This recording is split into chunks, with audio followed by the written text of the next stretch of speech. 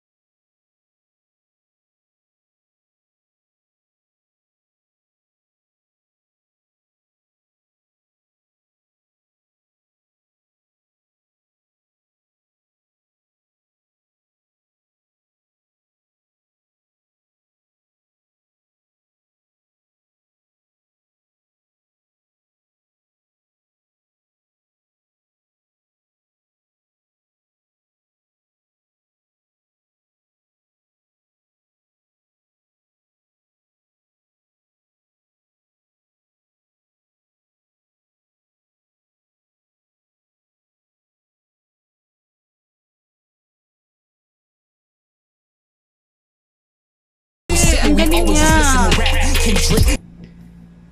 Ano guys, isa siyang Feel American kasi I think Wish USA pala to guys. So isa siyang Pinoy na lumaki sa Amerika pero ang fluent niyang magsalita ng Tagalog. Sobrang fluent niya mag-Tagalog guys. So sobrang nakaka-proud lang na kahit kahit na may lahi siyang American, sobrang galing pa rin niya mag-Tagalog, and nagagawa din niya itong i-rap. Sobrang galing niya mag-Tagalog guys, nakaka-proud. At saka parang si Eminem siya kung mag-rap.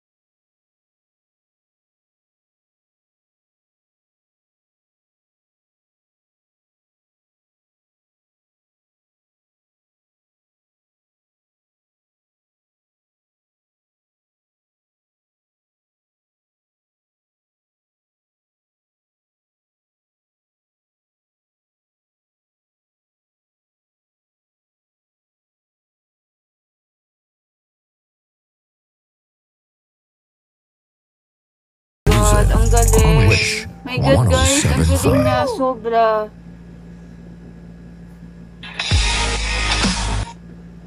Oh my God. Grabe, ang galing niya. Sobra. Isa pala siyang Pinoy, no? Pero yung lumaki siyang Amerika. At saka yung kanta, ang ganda kasi very Filipino. Tapos, ginawa niyang rap. Para siyang Francis Magalona na may mix of Eminem. Which is very idol ko talaga yun noon. Grabe, ang galing niya, guys. Kaya, no doubt na magba-viral siya kasi sobrang galing niya. Ang ganda ng kanta niya. Kaya nag-viral talaga, sobrang galing. At saka yung story ng song niya, yung about sa, nung bata siya, bully siya kasi maputi, tisoy daw, na parang ganito, parang binubully siya na ganito, walang kwenta, maputi, ganon. Pero, pinatunayan niya sa sarili niya na, maputi siya, pero very proud Pinoy siya. Ang ganda. Sobrang nakaka-proud. Ang galing niya, guys. Idol na kita, Esmil. You're so talented. Ang galing mo. Oh, nakakatuwa na may mga ganun, no? Sobrang talented. And talagang, yes, talagang deserve niya talaga mag-viral kasi sobrang ganda ng message. Sobrang ganda yung message ng song niya. Very Filipino. Minahal niya, in-embrace niya yung pagiging Pinoy niya kahit na may lahi siyang American. Ayun, parang new generation siya of Eminem and with the mix of Francis Magalona. Ayun, ang galing niya, guys. Sobrang nakakatuwa na may mga ganong talented. Sobrang in-embrace niya yung pagiging Filipino niya. Nakaka-proud. Kasi nakita ko parang Wish USA siya. Nasa Wish USA siya. So, sobrang nakaka-proud. Ang galing-galing. Deserve niya maging viral. Ayan, sobrang madaming natutuwa sa ginawa niyang kanta. Sobrang nice. And I super love it. Okay, that's it for today's video, guys. I hope you enjoyed watching. Please don't forget to give a like, comment, and hit that notification bell para ma-notify kayo every time na may bago kaming upload na videos. Thank you for watching, guys. Bye!